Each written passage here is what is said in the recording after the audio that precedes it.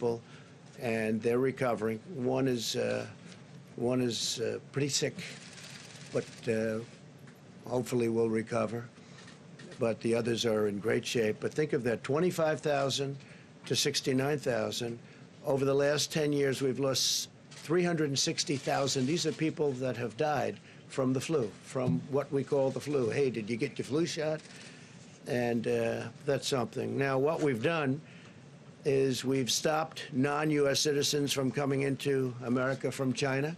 That was done very early on. We're screening people, and we have been at a very high level, screening people coming into the country from infected areas.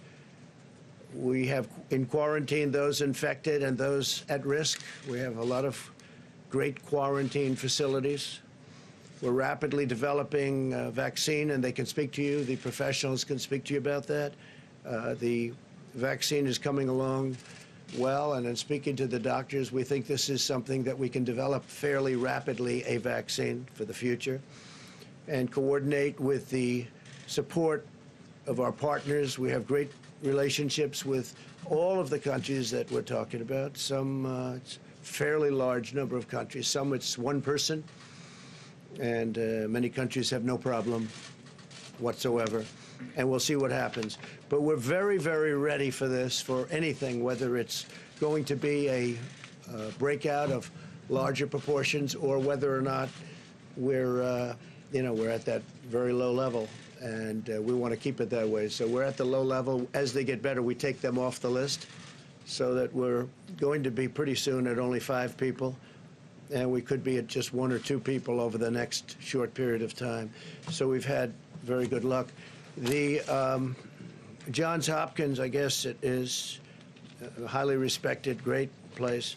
They did a study, comprehensive, the countries best and worst prepared for an epidemic. And the United States is now, we're rated #1. We're rated #1 for being prepared. This is a list of different countries. I don't want to get in your way, especially since you do such a good job. This is a list of the different countries. The United States is rated #1, most prepared. United Kingdom, Netherlands, Australia, Canada, Thailand, Sweden, Denmark, South Korea, Finland. This is a list of the best rated countries in the world by Johns Hopkins. We're doing something else that's important to me because he's been terrific in many ways, but he's also very good on health care. And we really followed him very closely. A lot of states do. When Mike was governor, Mike Pence of Indiana, they've established great health care. They have a great system there, a system that a lot of the other states have really looked to and changed their systems. They wanted to base it on the Indiana system. He's very good. And I think, and he's really very expert at the field. And what I've done is I'm going to be announcing exactly right now that I'm going to be putting our Vice President, Mike Pence, in charge. And Mike will be working with the professionals, doctors, and everybody else that's working. The team is brilliant. I spent a lot of time with the team over the last couple of weeks, but they're totally brilliant, and we're doing really well. And Mike is going to be in charge, and Mike will report back to me. But he's got a certain talent for this, and I'm going to ask Mike Pence to say a few words, please. Thank you, Mike. Thank you, Mr. President. President Trump's made clear from the first days of this administration we have no higher priority than the safety, security, health, and well-being of the American people. And from the first word of an outbreak of the coronavirus, the President took unprecedented steps to protect the American people from the spread of this disease. He recounted those briefly, but the establishment of travel restrictions, aggressive quarantine effort of Americans that are returning, declaration of a public health emergency, and establishing the White House Corona Task Force are all reflective of the urgency that the President has brought to a whole-of-government approach. As a former governor from the state where the first MERS case emerged in 2014, I know full well the importance of presidential leadership, the importance of administration leadership, and the vital role of partnerships of state and local governments and health authorities in responding to the potential threat of dangerous infectious diseases. And I look forward, Mr. President, to serving in this role, bringing together all the members of the Corona Task Force that you've established, HHS, CDC, DHS, the Department of Transportation, and State. This team has been, at your direction, Mr. President, meeting every day since it was established. My role will be to continue to bring that team together, to bring to the President the best options for action to see to the safety and well-being and health of the American people. We'll also be continuing to reach out to governors, state and local officials. In fact, in the recent days, the White House met with over 40 state, county, and city health officials from over 30 states and territories to discuss how to respond to this, to the potential threat of the coronavirus. We'll be working with them in renewed ways to make sure they have the resources to be able to respond. And as the President said, we'll be adding additional personnel here at the White House to support our efforts on the President's behalf. We'll also be working with members of Congress to ensure that the resources are available for this whole of government response, and we'll be working very closely with Secretary Azar and his team that have done an outstanding job communicating to the public to ensure the American people have the best information on ways to protect themselves and their families, and also that the public has the most timely information on the potential threat to the American people. Mr. President, as we've been briefed, while the threat to the American public remains low of a spread of the coronavirus, you have directed this team to take all steps necessary to continue to ensure the health and well-being of the American people. And the people of this country can be confident that under your leadership, we will continue to bring the full resources of the federal government in coordination with our state and local partners to see to the health and well-being and to the effective response to the coronavirus here in the United States of America. With that, the President's asked me to recognize the Secretary of Health and Human Services, Alex Azar, and also the Deputy Director of CDC, Dr. Ann Shaka, for remarks. Secretary. Well, thank you, Mr. Vice President, and thank you, Mr. President, for gathering your public health experts here today and for your strong leadership in keeping America safe. And I just want to say I could not be more delighted that you've asked the Vice President, my old friend and colleague, to lead this whole of government approach with us under the Emergency Support Function number 8. As of today, we have 15 cases of COVID-19 that have been detected in the United States, with only one new case detected in the last 2 weeks. We also have 3 cases among Americans repatriated from Wuhan and 42 cases among Americans repatriated who had been stuck on the Diamond Princess in Japan. The President's early and decisive actions, including travel restrictions, have succeeded in buying us incredibly valuable time. This has helped us contain the spread of the virus, handle the cases that we have, and prepare for the possibility that we will need to mitigate broader spread of infections within the United States. The President's actions, taken with the strong support of his scientific advisors, have proven to be appropriate, wise, and well calibrated to the situation. We're grateful for the hard work that healthcare workers, first responders, communities, and state and local leaders have put into the response so far. Because of this hard work and the President's leadership, the immediate risk to the American public has been and continues to be low. Our containment strategy has been working. At the same time, what every one of our experts and leaders have been saying for more than a month now remains true. The degree of risk has the potential to change quickly, and we can expect to see more cases in the United States. That is why we've been reminding the American public and our state, local, and private sector partners that they should be aware of what a broader response would look like. CDC has recommended that the American public, and especially state and local governments, businesses, and other organizations, should refresh themselves on how they would respond in the event that the situation worsens. we're encouraging Americans to learn what future steps might be necessary to keep themselves and their communities safe. Knowing these potential steps now can help keep the risk to you and your community low.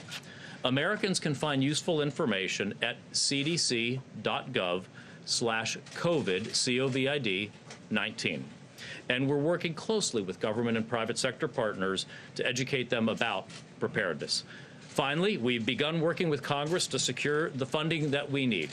There are 5 major priorities in the White House request to Congress that the White House made on Monday. These priorities are: first, expanding our surveillance network; second, support for state and local governments work; third and fourth, development of therapeutics and vaccines; and fifth, manufacturing and purchase of personal protective equipment like gowns and masks.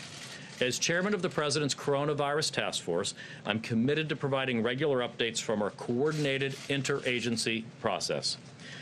We've had our top public health leaders, like those joining me here today, speaking to the media many times per day to inform the American public. The Trump administration is going to continue to be aggressively transparent, keeping the American people and the media apprised of the situation and what everyone can do. With that, I'm going to hand things over to Dr. Ann Schuchat. Dr. Schuchat is the senior career official at the Centers for Disease Control and Prevention, the principal deputy director, with an over 30-year career at the CDC in public health and as a member of the United States Public Health Service Commission Corps. So, Dr. Schuchat, I'll turn it over to you. Thanks so much, Mr. Secretary. As you know, this has been a difficult and challenging time, and our hearts go out to the individuals who have been directly affected by the virus and to all those who have been working tirelessly in responding to it.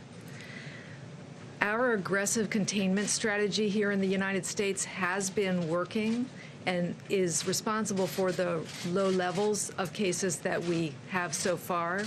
However, we do expect more cases. And this is a good time to prepare.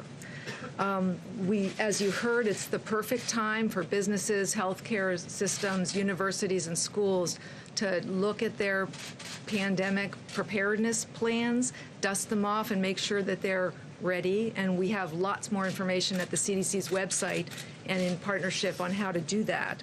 But it's also a really good time for the American public to prepare and for you to know what this means for you. The coronavirus that we're talking about is a respiratory virus. It's spread in a similar way to the common cold or to influenza. It's spread through coughs and sneezes. And so those everyday sensible measures that we tell people to do every year with the flu are important here. Covering your cough, staying home when you're sick, and washing your hands. Tried and true, not very exciting measures, but really important ways that you can prevent the spread of respiratory viruses. So the trajectory of what we're looking at over the weeks and months ahead is very uncertain, but many of the steps that we have taken over the past 15 years to prepare for pandemic influenza and our experience going through the 2009 H1N1 pandemic of influenza remind us of the kinds of steps that our healthcare system, our businesses, our communities and schools may need to take. We're in this together, all of government, the public and the private sector, and the CDC wants to make sure you have the best information available every day. Thank you.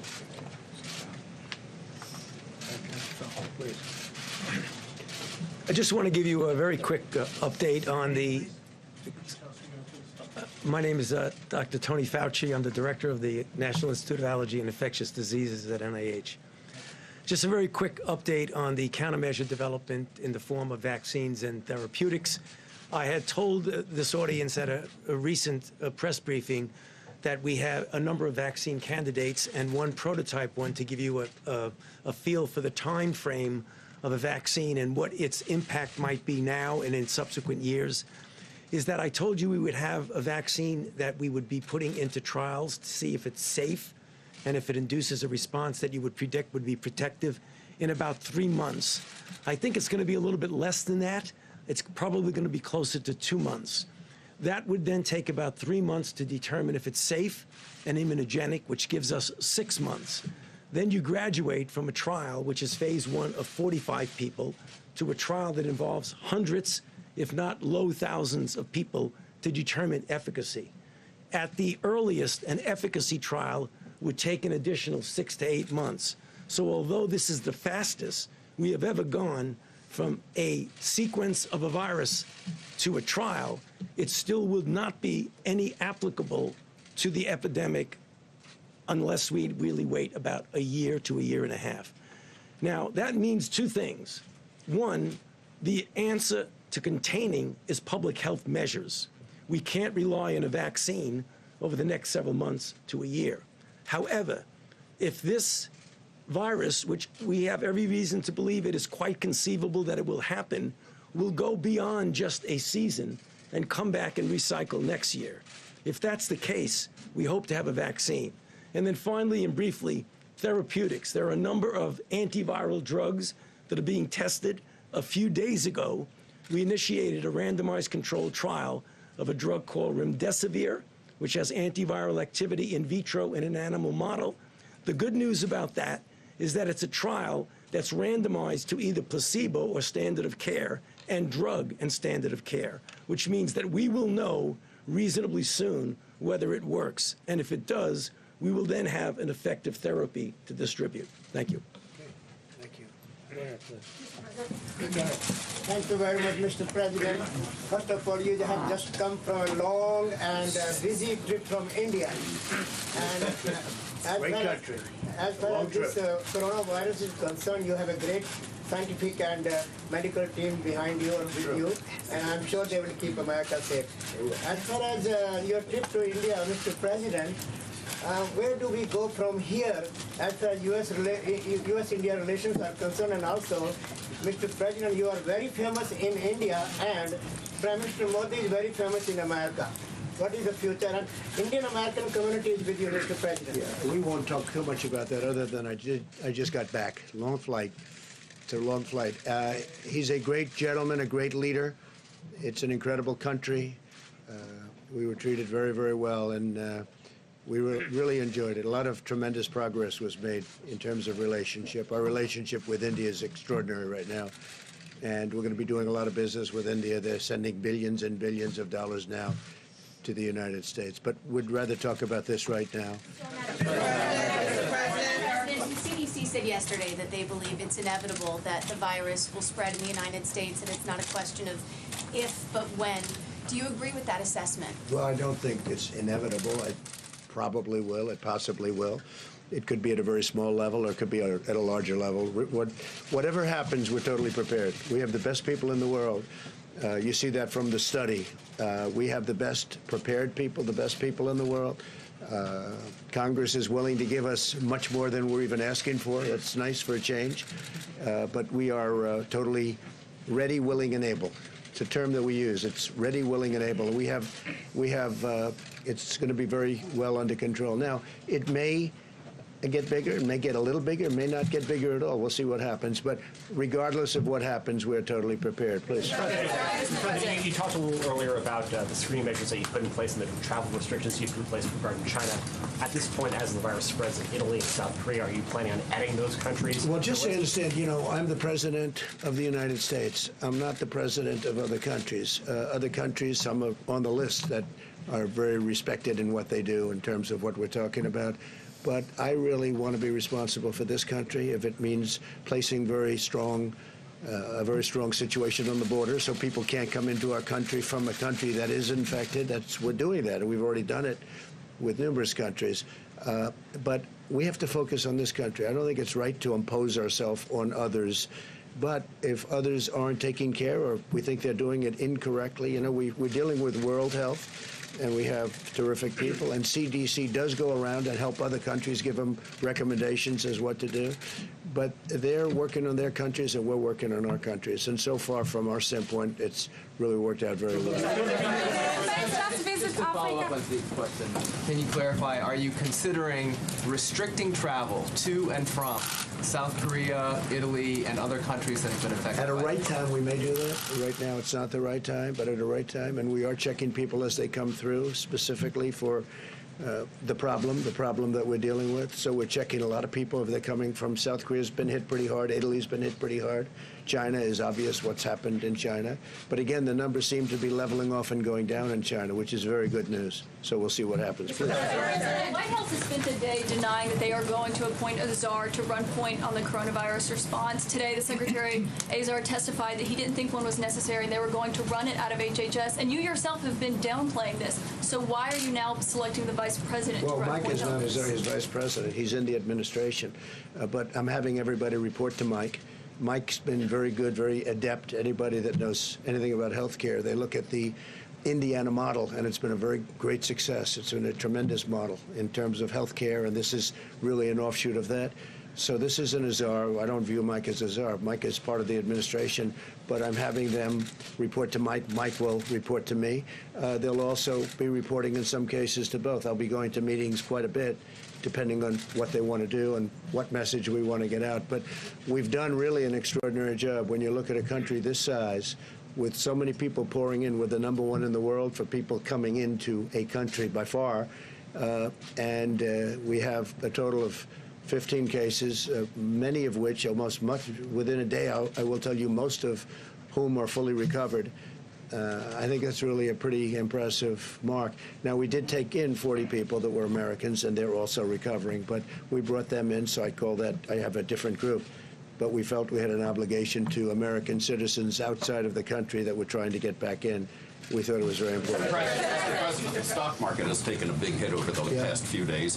What can you do about that? And if the CDC is right in saying that the spread is inevitable, are you going to be dealing with stock market issues and economy issues for some time to come? Well, I really think the stock market is something I know a lot about. I think it took a hit maybe for 2 reasons. I think they look at the people that you watched debating last night and they say if there's even a possibility that can happen. I think it really takes a hit because of that. And it certainly took a hit because of this, and I understand that also because of supply chains and various other things, and people coming in. But I think the stock market will recover. The economy is very strong. The consumer is the strongest it's ever been. Our consumers are incredible. They're incredible. That's why we're doing well, and other countries have not. Even before the virus, we're doing great. Other countries have not been doing great. Our consumer is very, very strong, very powerful economically. Yeah, please. Mr. President, have you been presented any plans that would involve quarantining cities like we saw in China, and what would have to happen for you to take a step We do like have that? plans of a much on a much larger scale. Should we need that, we're working with states. We're working with virtually every state. And we do have plans on a larger scale if we need it. We don't think we're going to need it, but, you know, you always have to be prepared. And, again, Congress is talking to us about funding, and we're getting far more than what we asked for. And I guess the best thing to do is take it. We'll take it. How much are you willing to give? How much money are you willing to give Congress if they're going $6 billion? Well, we're going more to than see, you but we'll offered? take care of states because states are working very hard. We have hospitals in states that make rooms available, and they're building quarantine areas where you can keep people safely. We're working really well with states. It's a very big part of it. So, you know, my attitude, if Congress wants to give us the money so easy, wasn't very easy for the wall, but we got that one done. If they want to give us the money, we'll take the money and we'll just do a good job with it. Yeah, please. Go ahead. Go ahead. Mr. President, should Americans be going out getting protective equipment such as masks and so forth? And if so, what is the U.S. doing to boost production of masks? Well, we can get a lot of it. In fact, we've ordered a lot of it just in case we need it. We may not need it. You understand that. But in case we're looking at worst case scenario, we're going to be set very quickly. But I don't think we're going to ever be anywhere near that. I really don't believe that we're going to be anywhere near that. Our borders are very controlled. Our flights in from certain areas that we're talking about are very controlled. I don't think we'll ever be anywhere near that. Please go ahead. Back to the stock market for a second. The travel-related stocks have especially been hammered here in the last couple days. What would you say to Americans out there who right now are looking forward to the summer or the upcoming months and saying to themselves, should I make my summer plan? Should I go travel abroad? Well, hopefully they're going to be able to do that. We hope that it's going to be in good shape by that time. But, you know, they're going to have to remain a little bit flexible. Yeah, I would say travel-related companies, certainly right now, they would be hurt. At the same time, this ends. This is going to end. Hopefully it'll be sooner rather than later. And I think the business that they lost will be picked up at a later date. But, you know, right now, I think they're not going to be, probably not going to be going to China. They're not going to be going to certain countries where the problem is far greater than it is in the United States. What it's going to do is keep people home, and they're going to travel to places that we have. We have the greatest, it's the greatest tourism country in the world. So instead of leaving our country, leaving our shores, they'll stay here. And again, when you have 15 people, and the 15 within a couple of days is going to be down to close to zero, that's a pretty good job we've done. What is your response to Speaker Pelosi, who said earlier today you don't know what you're talking about the coronavirus? I'm also wondering if you'd want to address critics who say you can't be trusted about what your administration is saying. Sure. I think Speaker Pelosi's incompetent. She lost the Congress once. I think she's going to lose it again. She lifted my poll numbers up 10 points. I never thought that I would see that so quickly and so easily. I'm leading everybody. We're doing great. I don't want to do it that way. It's almost unfair if you think about it. But I think she's incompetent, and I think she's not thinking about the country. And instead of making a statement like that, where I've been beating her routinely at everything, instead of making a statement like that, she should be saying we have to work together because we have a big problem potentially, and maybe it's going to be a very little problem. I hope that it's going to be a very little problem, but we have to work together. Instead, she wants to do that same thing with crying Chuck Schumer. He goes out and he says, the president only asked for $2.5 billion. He should have $8.5 billion. This is the first time I've ever been told that we should take more. Usually it's we have to take less. And we should be working together. He shouldn't be making statements like that because it's so bad for the country. And Nancy Pelosi, I mean, she should go back to her district and clean it up because it's the #1. If you look at percentage down, that was one of the finest in the world. And now you look at what's happening. And I'm just saying, we should all be working together. She's trying to create a panic. And there's no reason to panic because we have done so good. These professionals behind me and over here and over there and back here and in some conference rooms. I just left a group of 45 people that are the most talented people in the world. Parts of the world are asking us in a very nice way, can they partake and help them? So Nancy Pelosi shouldn't, and she knows it's not true. She knows all they're trying to do is get a political advantage. This isn't about political advantage. We're all trying to do the right thing. They shouldn't be saying, this is terrible, President Trump isn't asking for enough money. How stupid a thing to say. If they want to give us more money, that's okay. We'll take more money. Some Republicans think we should have more money, too. That's okay. We'll take more money. But they shouldn't demean the people that are on the stage who are the finest in the world. They're not demeaning me. They're demeaning the greatest healthcare professionals in the world and people that do exactly what we're talking about.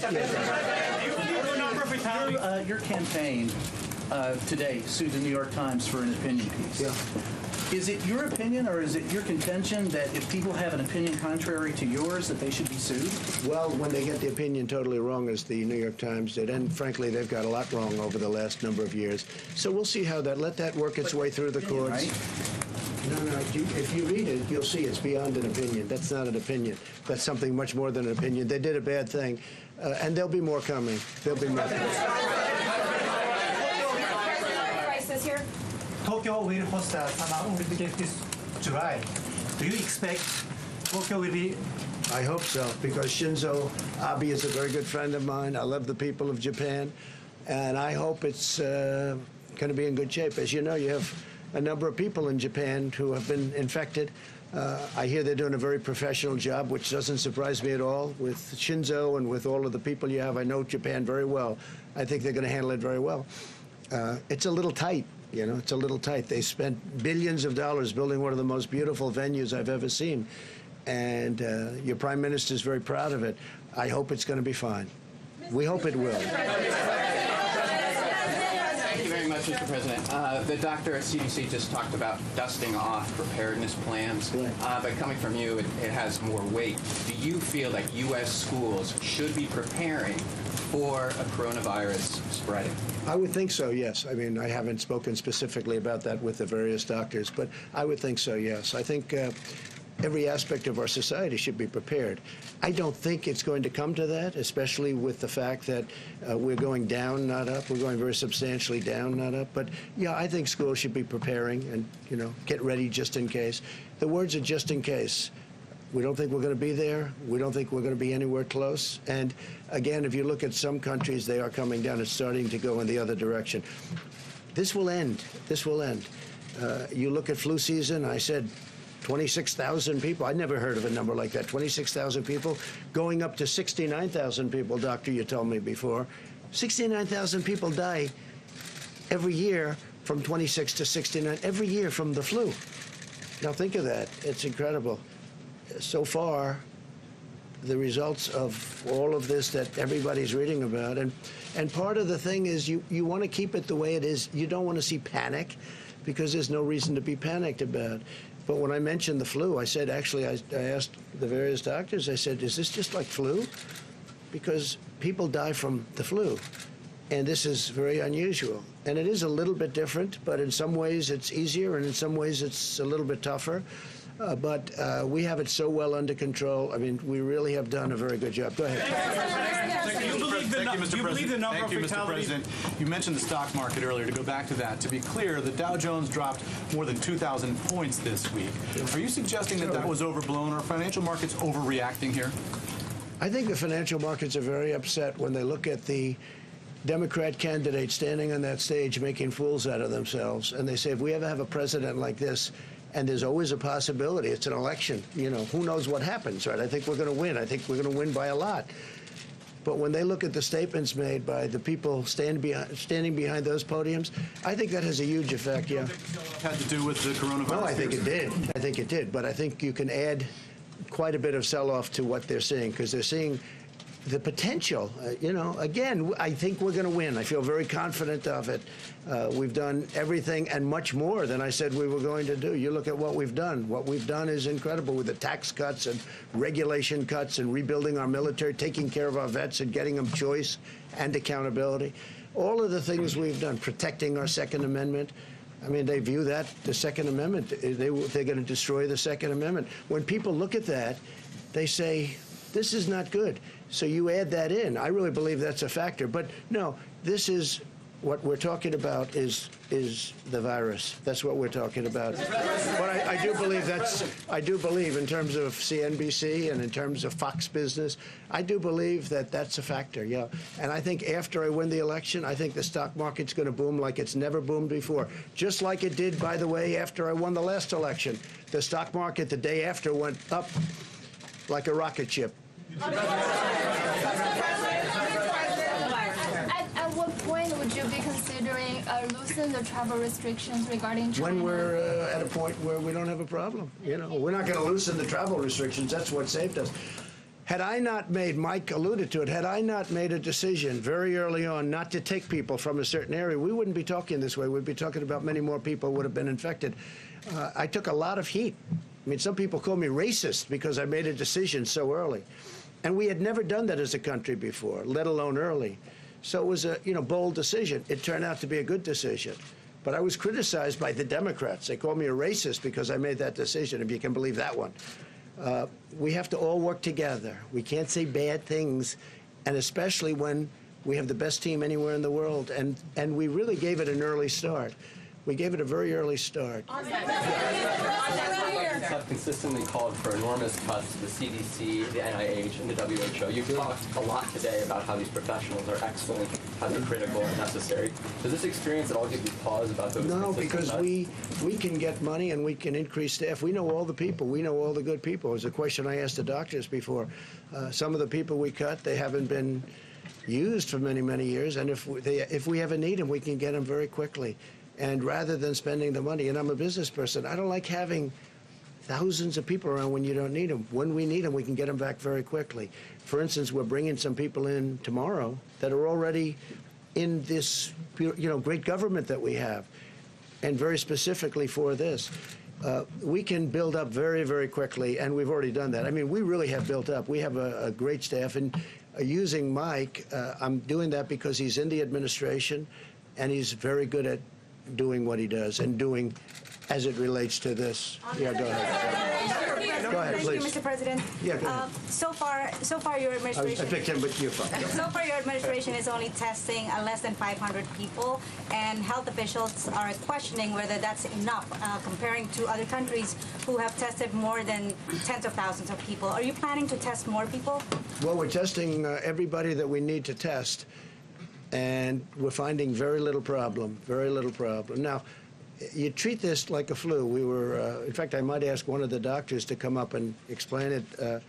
You want to wash your hands a lot. You want to stay, if you're not feeling well, if you feel you have a flu, stay inside, sort of quarantine yourself, don't go outside. But there are certain steps that you can take that we won't even be necessary. You know, in many cases, when you catch this, it's very light. You don't even know there's a problem. Sometimes they just get the sniffles. Sometimes they just get something where they're not feeling quite right. And sometimes they feel really bad. But that's a little bit like the flu. It's a little like the regular flu that we have flu shots for.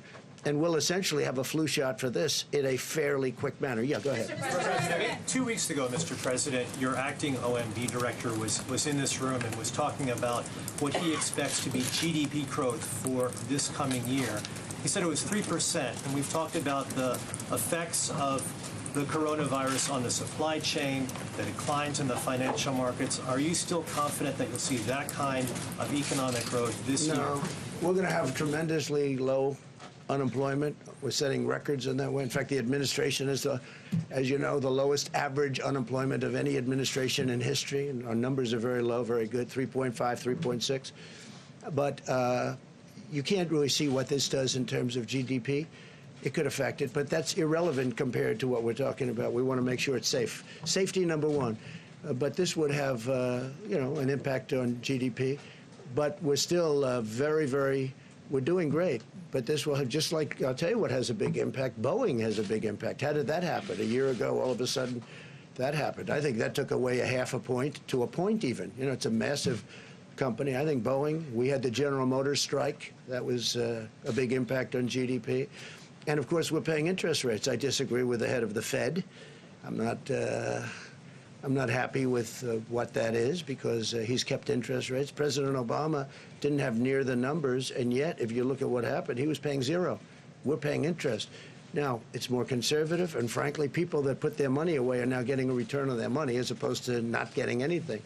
But I think, we're the greatest of them all. We should be paying the lowest interest rates. And when Germany and other countries are paying negative rates, meaning they're literally getting paid when they put out money. I mean, they borrow money and they get paid when it gets paid back. Who ever heard of this before? It's a first.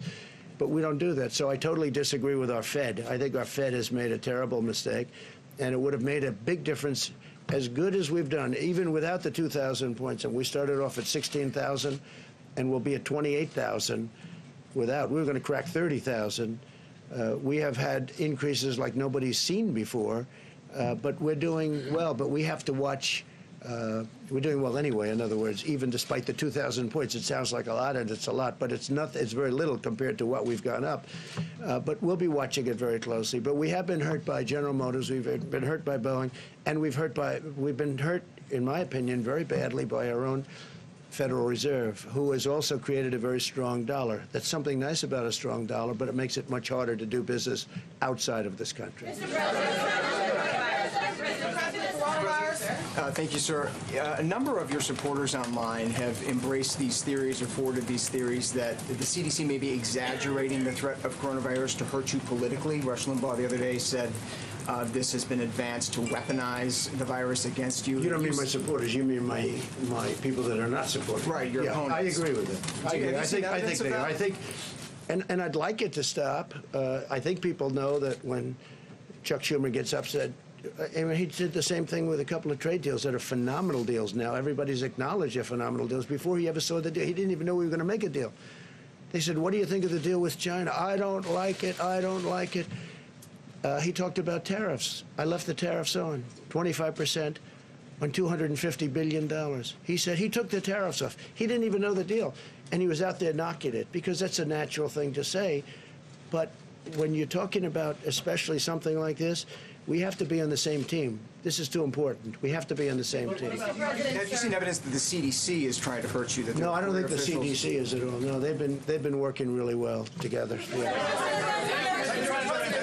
No, they really are. They're professional. I think they're beyond that. They want this to go away. They want to do it with as little disruption, and they don't want to lose life. I see the way they're working. This gentleman, these people behind me, and others that are in the other room.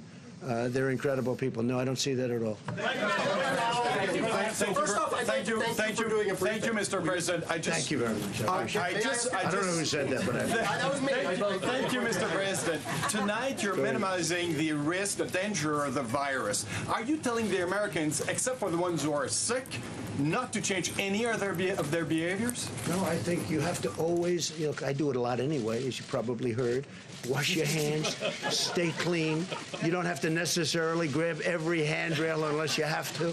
You do certain things that you do when you have the flu. I mean, view this the same as the flu. When somebody sneezes, I try and bail out as much as possible with the sneezing. I had a man come up to me a week ago. I hadn't seen him in a long time, and I said, "How you doing?" He said, "Fine, fine." He hugs me, kisses. I said, "Are you well?" He says, "No." He said, "I have the worst fever and the worst flu." And he's hugging and kissing me. So I said, "Excuse me." I went there, I started washing my hands. So you have to do that. This is, I really think, Doctor, you want to treat this like you treat the flu, right? And, it's going to be. I want to have you, I love you. It was so nice of you to say thank you very much. Go ahead, give me a nice question then. Don't ruin it. Don't ruin it with a bad question. Go ahead. It's very nice to talk to you without the helicopter. I got to say that. But also, I want to talk to you about 2014. During the Ebola crisis, you said you wanted a quote-unquote full travel ban. You said Obama was a quote-unquote stubborn dope, not for doing it. You said, just stop the flights, dummies. You also said it was a quote-unquote total joke to appoint someone to lead the Ebola response with, quote, zero experience in the medical field. Now you've appointed They listened to a lot of what I had to say. I did. So how does that square with what you're doing now? They listened to a lot, well, because it's a much different problem than Ebola. Ebola, you disintegrated, especially at the beginning. They've made a lot of progress now on Ebola. But with Ebola, we were talking about it before. You disintegrated. You got Ebola. That was it. This one is different, much different. This is a flu. This is like a flu. And this is a much different situation than Ebola. But and we're working on Ebola right now, by the way. We're working on certain areas of the Congo. The Congo has Ebola, and caused largely by the fact that they have war and people can't get there. We can now treat Ebola. At that time, it was infectious, and you couldn't treat it. Nobody knew anything about it. Nobody had ever heard of anything like this. So it's a much different situation. Mortality. I think it was to me. Thank you. So, let me ask you this. Yeah, go ahead. In just the course of the last couple of minutes, you have disputed some of what the officials that are working in your administration behind you have said about the risk of coronavirus and its spread.